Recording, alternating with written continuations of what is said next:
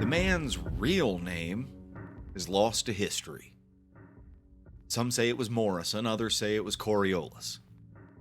The only name he's known by is Jonestown.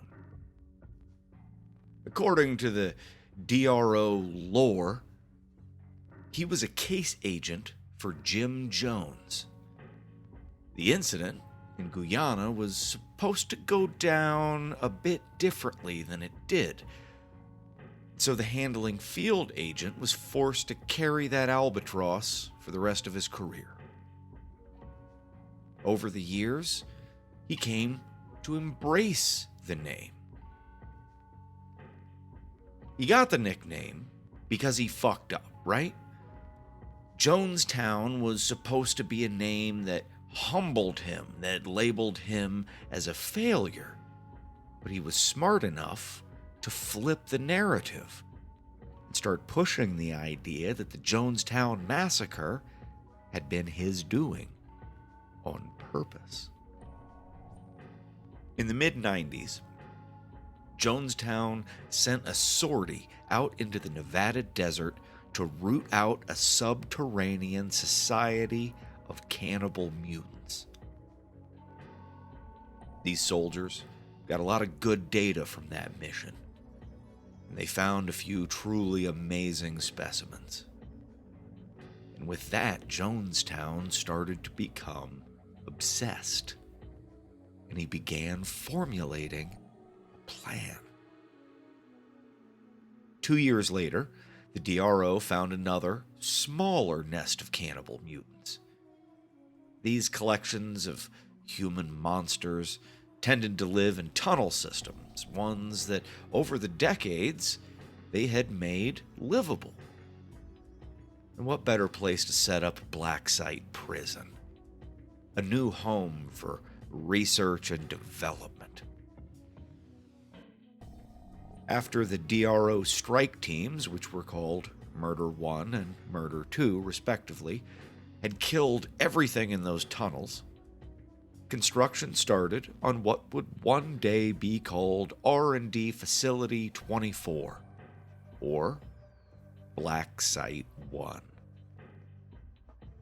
Blacksite One was high-tech, high security, no corners cut. Money was no object, nor was human life. Both of these were important factors because there were quite a few delays caused by the local fauna, was how they were referred to by the DRO brass. The tunnels that they had taken over were not totally independent, you see. No matter how many caves the DRO collapsed or how many holes they sealed up, there were always things that managed to sneak in from the tunnels further below. Jonestown began to capture and lock up the most profoundly deformed creatures that they found for vivisection and worse. You'd think nothing would be worse than vivisection, but you'd be wrong about that. Once Jonestown's labs were complete, they say he never saw the light of day again. He stayed down in those lower levels, doing physical and physiological experiments on his pet projects. Technically speaking, Jonestown was the ranking agent for Blacksite One, but he farmed out his responsibilities to other agents so that he could focus. When the massacre at Blacksite One happened, Jonestown called for emergency protocols and locked himself in his lab. He did not want to leave his work behind. After the incident, the entire facility had been abandoned for some time. The DRO brass were waiting to hear back from Jonestown, but all attempts to communicate with him were ignored. He stayed locked in his lab. After several months of remote observation, the DRO finally sent in a strike team. They wanted Blacksite One and all its mysteries and treasures, and they were more than willing to kill for it. It wouldn't be so easy for them. They had to venture deep underground, where dark things waited, where the secrets of the mad scientist were lurking. A place where venom runs clear and blood runs black.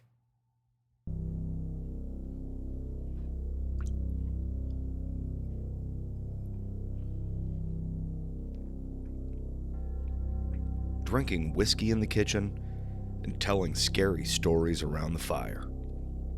Music, monsters and mayhem, killers, cannibals and cults, fearful fiction and furious fact, tall tales and terrible truths. This is a scary home companion.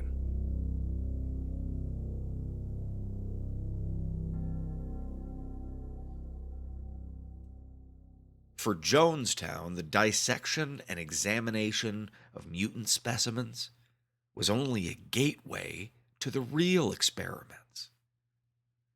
What fascinated him was the seemingly random nature of the mutations. Perhaps if he had a much larger data pool, he could trace the mutations through bloodlines, but that would take time and mutant specimens that he just didn't have. He always sent agents on tunnel runs to bring back more creatures for him to study and play with, but in time, the monsters had learned to avoid this entire tunnel system. So he took the logical next step and decided to make his own mutants. He'd been very careful thus far to mostly restrict his vivisection to the male creatures. And of course, he kept their sex organs and various fluids. So there were currently several viable female mutants that he could use for impregnation. This allowed him the opportunity to study the entire birth process, from nuts to soup. Pardon the turn of phrase. And it was incredible. Some of the babies gestated for only 4 months, others for as long as a year. There were a staggering number of twins and triplets, and in 2 cases, there had been entire litters. Even more amazing, a small percentage of the pregnancies would metastasize. They were never born.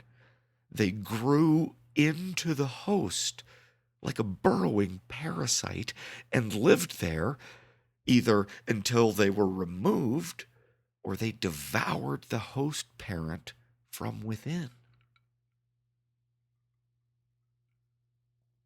In time, Jonestown ran out of mutant sperm, so he started to use a human donor, namely himself. Much to his surprise, the use of normal human sperm seemed to have no effect on the development of the fetus or its mutations. These experiments went on for years. He would only share select data with his DRO superiors, very much cherry-picked, so no one really knew what he was doing down there. He had enough clout, and his rep was fearsome enough that he was always given space. So for all these years, he was left alone with his science and his test subjects. If you're wondering how he kept all those births secret, it's because the babies never lasted very long. After a series of behavioral experiments and response tests, he would usually destroy them, dissect them, study them again, before feeding them to the other mutants as a slurry. In the days leading up to the massacre at Blacksite One, Jonestown was completing his most ambitious experiment to date. 13 different babies in one day through a marathon of induced labors and extraction surgeries. 2 of the host mothers had even managed to survive the process. He had barely begun his battery of tests on the newborns when the alarms sounded. The facility went into full lockdown. Jonestown sealed off his suite of labs and rooms and his entire level, and then sat back and watched through the security monitors as the monster called Razormouth butchered the facility's security. As the ranking agent, Jonestown was still technically the boss, even though he was letting Dr. Williams run the place. He still had the priority status to override any other authorizations, which made him untouchable. No one could get into his labs without his say-so. And he had enough food and water to survive for years. To conserve resources, he killed the rest of the mutant subjects and turned off life support to the newborn babies. 12 of those babies died within minutes. 1 of them did not. A little girl with profound facial and structural anomalies managed to slip out of her containment crib. Barely a day old and already possessing amazing strength and coordination. I wouldn't call it a change of heart, because Jonestown didn't spare this girl's life out of kindness. He realized he would be locked up down there for a long time, and he needed something to study. It just so happened that he now had the single most remarkable specimen that he had ever seen to work with. He decided to call her Vera. Vera was an utterly compelling grotesquerie. Her limbs were rail thin, with joints that could swivel and move in any direction. None of these limbs were strong enough to hold her upright, so she had to stay on all fours. She couldn't walk, but she could scuttle with remarkable speed. She sort of looked like a daddy long legs when she moved. Her digits, lining her narrow hands and feet, also had free swiveling joints and knuckles, so they seemed more like little prehensile monkey tails than fingers and toes. They could wrap around things. They could find purchase on the smoothest of surfaces. Vera had soft, ratty brown hair that framed a face which, from the nose up, seemed fairly normal. That mouth, though. Vera had no teeth, no lips. Just a small, sucker-like hole with bulbous glands inside her cheeks. Vera was incapable of eating solid food, but the glands secreted a venomous acid that dissolved solids into something that she could slurp down. She ate a lot. Her growth was rapid, and not just physically, but developmentally. By 6 months old, she was the size of a 5-year-old child, and Jonestown believed her intelligence to be higher than any of the other mutants he had ever studied. Vera was a grotesquerie, but she was also a prodigy. After Vera had put a large dent into the food rations, the scientists started to send her out into other parts of the facility for sustenance. Remotely, he could open doors and grates and panels for her, leading her where he needed her to go with reassuring words over the intercom.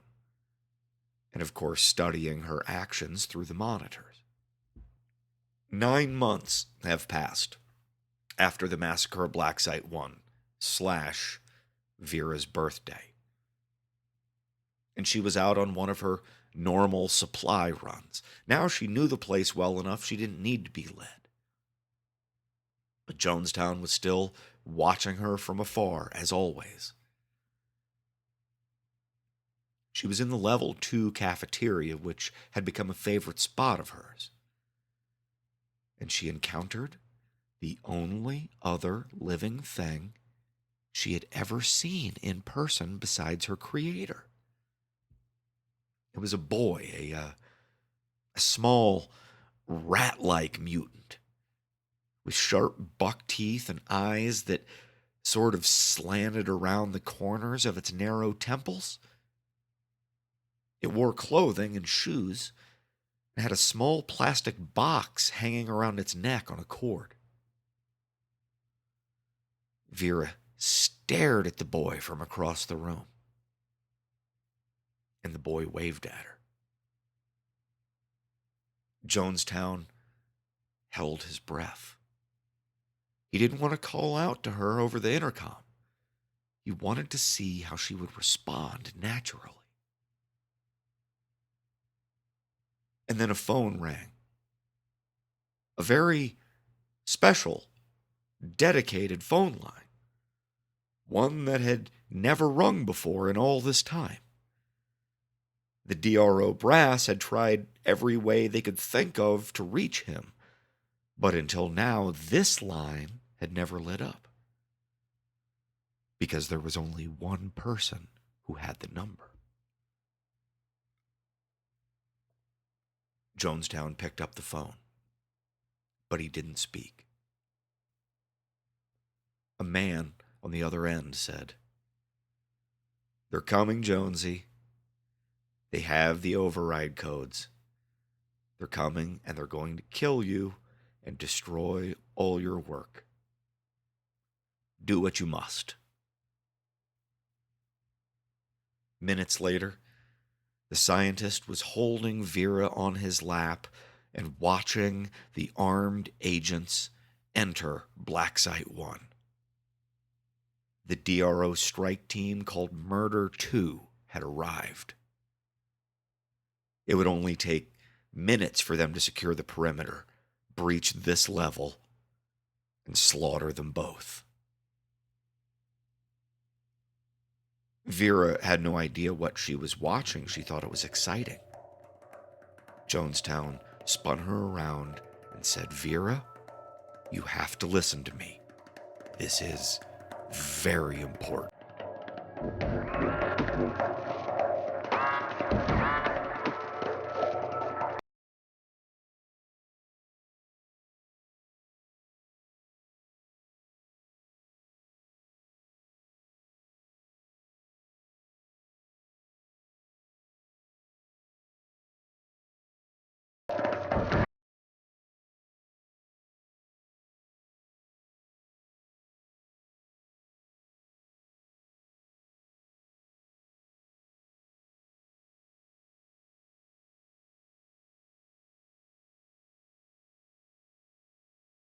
The DRO is a sprawling operation, a hydra with a lot of heads, and there are many specialized cells and units within it.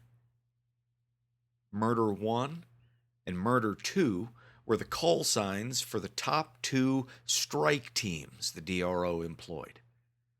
These were the frontline soldiers, the hard entry search and destroy squads. Think SWAT teams, mixed with Navy SEALs, staffed almost entirely by convicted murderers.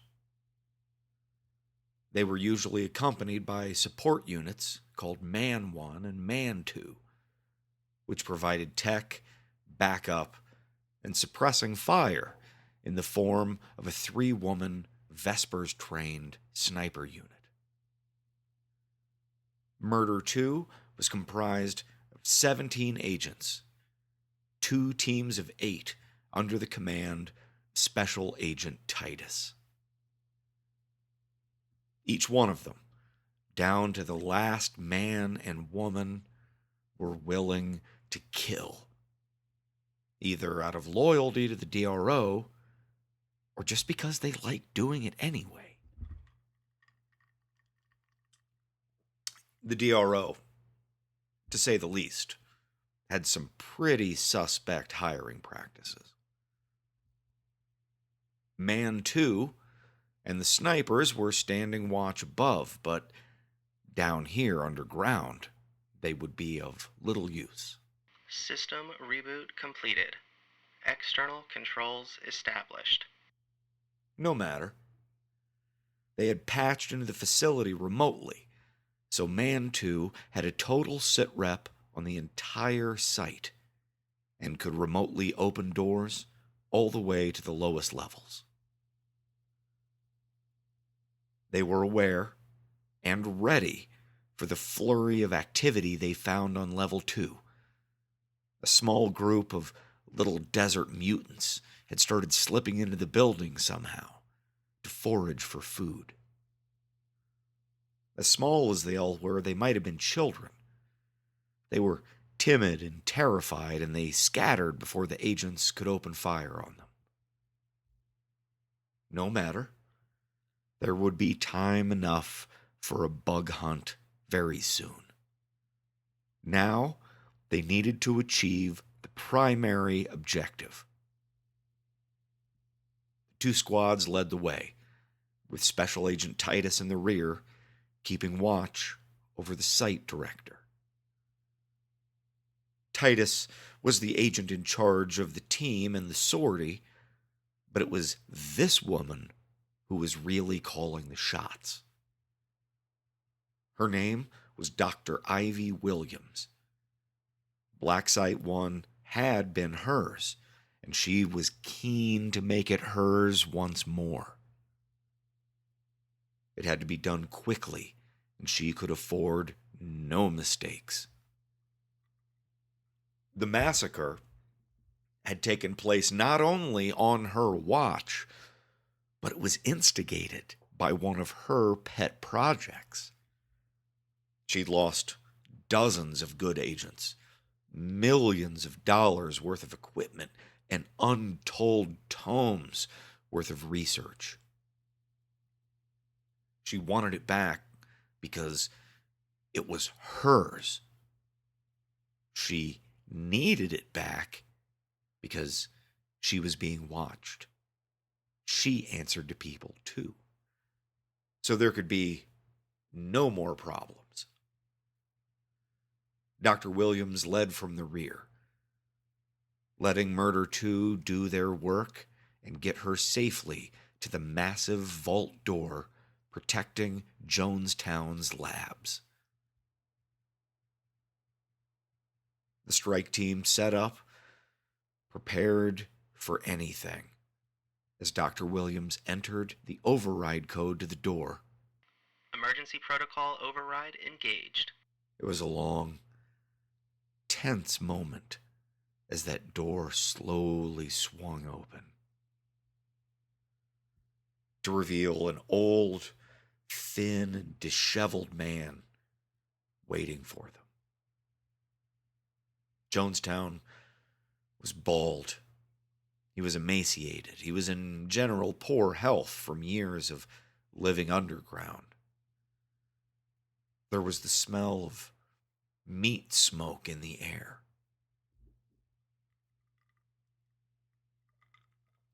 "It's been a while," William said to him. 2 of the agents slipped into the room on either side of the old scientist and did a quick recon for weapons or traps. "Please, don't destroy my work," he asked her. "You mean my work?" She smirked at him. "Why would I destroy my own work?" "We do need the little thing, though, that mutant you grew. We watched how you sent her out for food. Impressive, but problematic." Jonestown pointed to the incinerator. "I couldn't let you do it," he said. He hung his head. She was my daughter, after a fashion. I had to do it myself. Oh, yeah. The whole old yeller bit. Gotcha. But weren't they all yours? Let me ask you, did you artificially inseminate them, or did you get down and dirty yourself, old man? Dr. Williams walked through the lab and opened the incinerator. There was definitely something organic in there, but there was no telling what it might have been. She said, I don't believe you. Agent Titus, do you mind? Ma'am, the big man said. He drew his sidearm and shot Jonestown in one of his knees, and then the other, and then in the belly. Another agent caught Jonestown and gently set him down in a chair. Much to Dr. Williams' dismay, Jonestown did not cry out in pain. She'd been hoping to lure the little monster out of hiding with the screams of her maker. No matter. There were other ways to elicit screams. At her command, Agent Titus put away his gun and took out his knife. Near the ceiling, in the far corner, there was an access panel. There was just a little something. It wasn't a sound, it wasn't a movement. It was a gasp. But it was a sign of life, ever so faint. The DRO agent stuck close to the wall and moved to the access panel as quietly as he could. This panel was just a couple of feet down from the ceiling. And when he got up close to it, the agent saw that it was not sealed. He drew his gun. He threw open the hatch and found himself face to face with Vera. Her eyes were so green, with luscious, heavy lashes, so wide, so wet, as if she was about to cry. Because she was. She was watching her father dying. The agent raised his gun. Vera grabbed him by the sides of his head, leaned forward, and spit acid venom into his face. The agent tried to scream, but he couldn't because his tongue and his jaw were already dissolving and rolling down his chest in a frothy cascade. His body spasmed as his face liquefied, and the little girl jammed her own face right into the middle of his, through it, and into the piping hot goo beyond, and she started to feast, slurping down mouthfuls the consistency of unset pudding. Agent Titus opened fire, putting the other agent out of his misery. But Vera was already going, slipping away into the dark, and gone.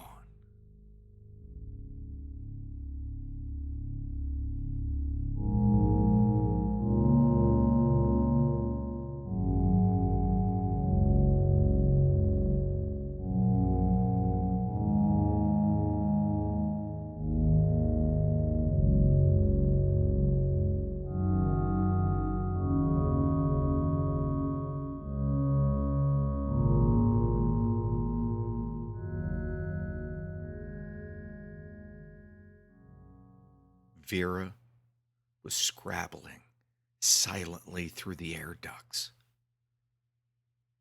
panicked, terrified, grief-stricken, and surrounded by monsters. So, if you go by looks alone, and God help your poor, miserable soul if you do, you would think that the monster was the one on the run, that the normal-looking humans were the good guys. But regardless what she might have looked like, Vera was a child, 9 months old.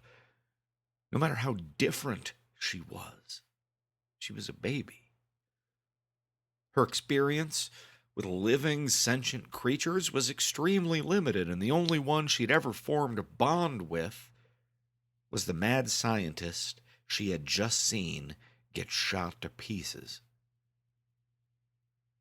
Thankfully, Vera had reflexes and mental acuity far beyond the few months that she had been under this earth.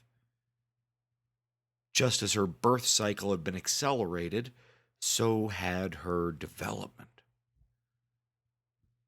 Vera's unique physiology gave her what some might call horrific mutations, but what others might think of as gifts. Her limbs and digits allowed her to crawl faster, move more quietly, and scurry up shafts without ever touching the ladder. It was almost as if she had evolved for life in caves. Eating always gave her a fresh surge of energy. And now Vera rode that. She scuttled silently downward, remembering what the man had told her. In the lowest level, the darkest corner, the farthest room, there was a way out. He had opened the cell door for her and told her what to do. But now, she was so scared. The agents were moving in from every direction. Their comms chattered, and even though they spoke in whispers, she could hear them moving ever closer, all around her. Loud and clear, one of them said, "Bug hunt," and the other agents all repeated it in unison. They started to toss smoke canisters into different vents and grates, trying to flush her out. Smoke stung her sensitive eyes. They were quickly cutting off all of her options. Vera knew the place intimately, intuitively. But these agents had been studying the schematics for Blacksite One. They knew everything she did and more because she had never before gone down. Beneath Jonestown's labs, there were only 2 levels. He'd always sent her up and out for supply runs, saying that there was nothing down below. Until now. Now, her only way out was down below. So she was going without a map, without a plan, running on blind intuition, trying to find the fastest way to get to the lowest point in the facility. She was close to panic. She made a long, wheezing hiss through her tiny puckered mouth that was still red with DRO blood. She raced back and forth, up and down different ducts, looking for a clear path, until finally she saw a type of grate that she had learned how to easily pop loose. So she crawled towards it. And just as she laid her thin hands on the metal slats, a large woman stuck her face up near the grate and peered through it. two faces were only inches apart. But this agent's eyes had not yet fully adjusted to the darkness of the ducts. Vera stood motionless, waiting for this predator to overlook her. Another woman said, "You see something?" "I don't know. I smell something." "You want the flamethrower?" "Bitch, you know I want the flamethrower." The woman rattled the grate. Vera hissed at her, sending a fine mist spraying into her eyes. As the agent howled, Vera threw herself into the bars of the grate. It popped open, hitting the agent in her rapidly collapsing facial structure. Vera bounded out, leaping off the shoulder of the dying agent and over the head of the woman behind her, the woman who was bringing up a lightweight flamethrower to bear. She clicked it on and off twice, coughing up tiny test flames. They were in a hallway just outside an elevator, with rows of empty cells stretching out in either direction. Vera scuttled across the wall, her eyes locked on the next air grate. She snatched it open with practiced ease and slid inside as the wall around her lit up with white fire. She scrambled. She panicked, her arms and legs flailing, grasping and clawing at the tight metal walls of the duct, propelling herself forward with everything she had, even as the sheet metal heated up under her delicate fingers, and the space behind her filled with flames. She found a down shaft. It just opened up in front of her and swallowed her. She fell into it, even as the skin tightened around her narrow bones from the intense heat. Her ratty brown hair singed at the tips. She curled up into a ball, wrapping into herself and trying to make everything quiet. Her world had never been so loud before, never so bright, never so ugly, never so mean. She hadn't fallen far, and her senses told her she had to be close to the bottom now. She couldn't go much lower. She moved slowly, quiet as a ghost, and slid to the nearest metal grate. It led into a cell with an open door into the hallway beyond. There was a lot of dried blood on the floor of the cell, but nothing living or dead. This grate was different from the ones on the higher levels. It had been designed to contain the most dangerous monsters. So it was thick metal bars bolted directly into the wall. There was no popping it loose. But they were much wider apart than the other grates. And so Vera started to slip between them.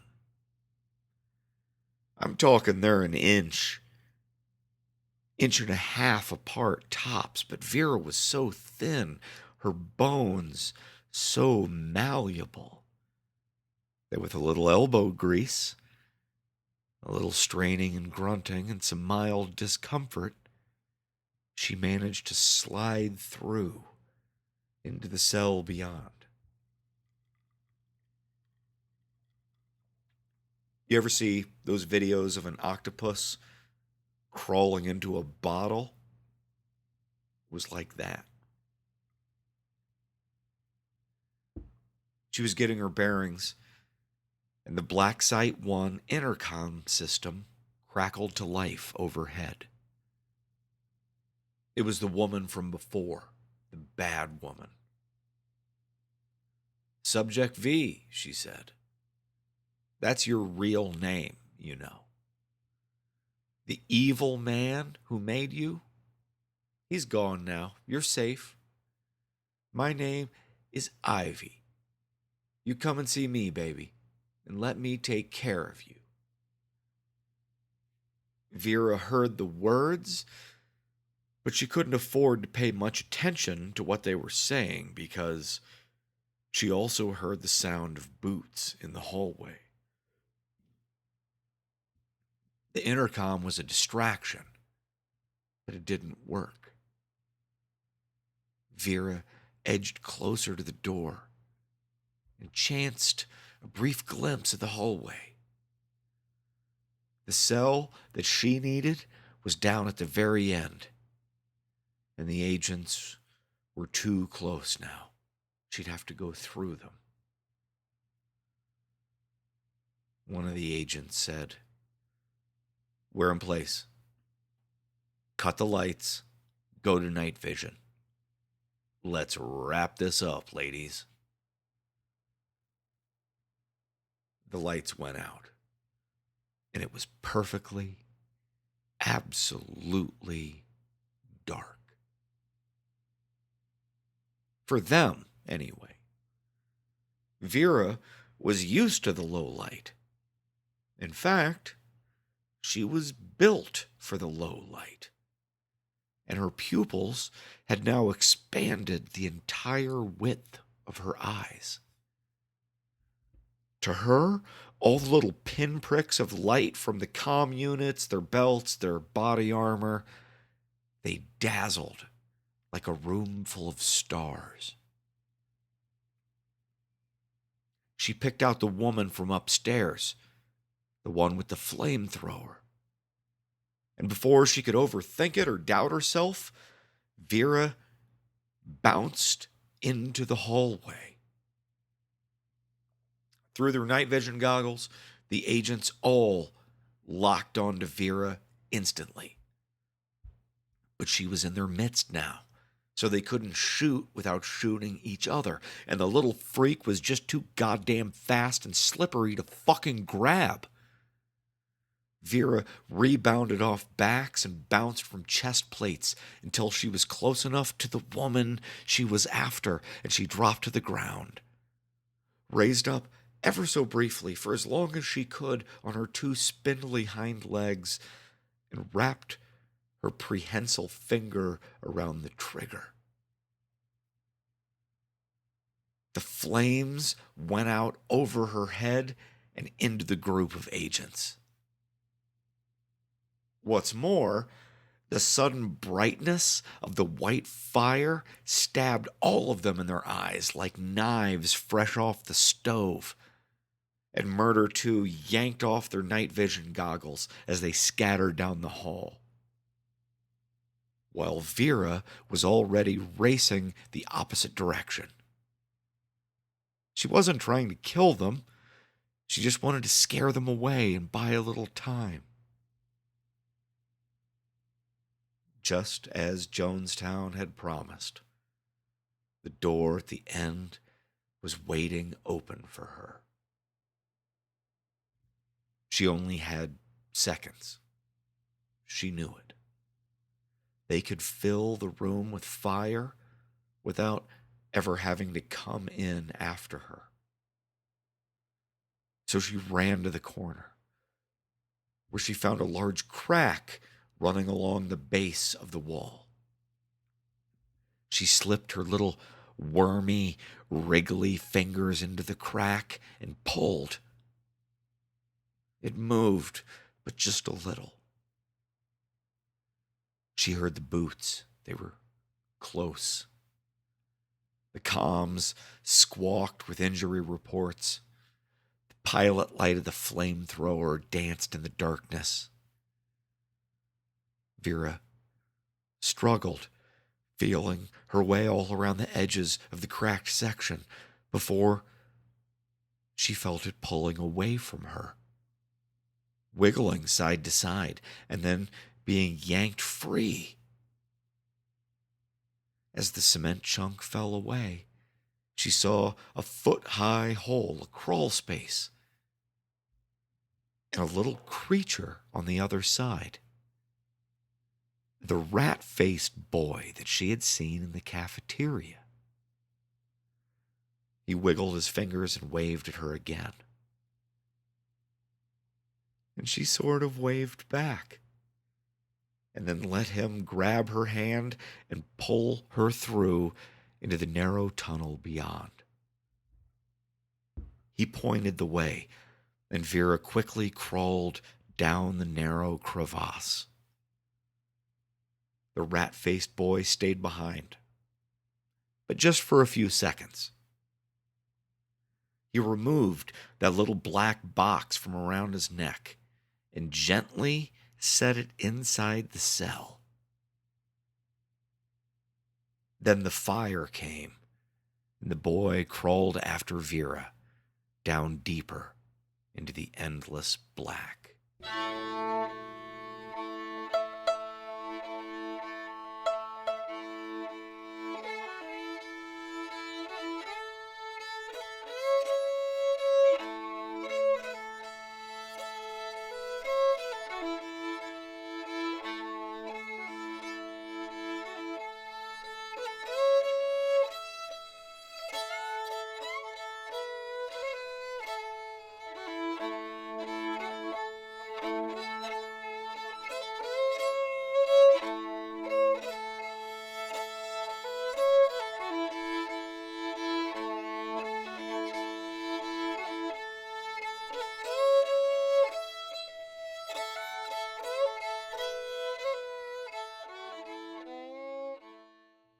Agent Titus returned to Dr. Williams.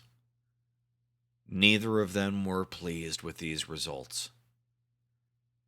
The only upside they could think of was that the DRO brass didn't know that the little muty bitch had escaped. That much could be glossed over. The 2 dead agents and multiple injuries would be a lot harder to explain. And then there was the box they found, the one that had been left behind in the cell. Titus had found it just outside the escape tunnel. It was a handheld digital voice recorder, more than a few years old. Titus had the foresight to clear the room before listening to it. And now, solemnly, silently, he handed it over to Dr. Williams. "What's this?" she asked. "It's trouble," he said, and pressed play. There was a wheezing, some coughing, and after a deep breath, a familiar voice. "If you're hearing this, it means you were finally stupid enough to come back," said the mocking voice of Cindy Jenkins, former federal marshal, former test subject at Blacksite One, and the architect of its massacre. "I'm glad the day came. He will be so happy. You people have no idea what you did, what you started. This isn't one monster coming for you. You won't understand this, not until it's too late. But Razormouth is a king, the Blood King, and he's got an army behind him. God help you, because no one else can.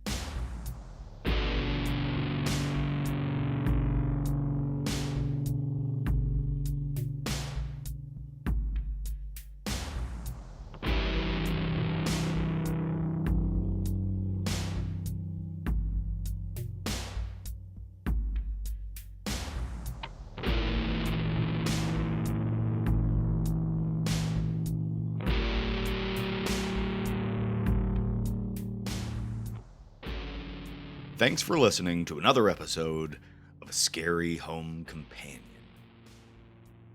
Send feedback and questions to ascaryhomecompanion@gmail.com or interact with the show on social media through Twitter, Facebook, and Instagram. Support the show on Patreon. You get early access to episodes and bonus material like a mini-sode that came out a couple of months ago called The Brief History of Blacksite One. You'll find the roots of this story in that one. The episode was produced and edited by Jeff Davidson and featured Eric Taylor as the voice of the DRO. Music by Trigg, Dark Flowers, Titus 12, The Great Escape, Rumbus Merrylegs with Slipping Away, Black Twig Pickers with Lonesome Valley, and The Tragic Hero by John Ojeda and Pathios Productions. As always, Chelsea Oxendine provided the theme music. One day, I hope to be able to recount for you the events that followed this story. A bloody confrontation that came to be called the Battle for Blacksite One.